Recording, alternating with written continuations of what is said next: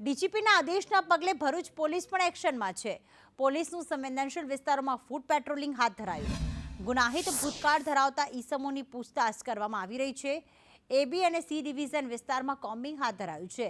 DYSP સહિતના ઉચ્ચ અધિકારીઓ જોડાયા છે, તો અસામાજિક તત્વો સામે પોલીસ દ્વારા વિશેષ કાર્યવાહી કરવામાં આવી। આજે સમગ્ર જિલ્લામાં વાહન ચેકિંગ અને ફૂટ પેટ્રોલિંગ નું આયોજન કરવામાં આવેલું।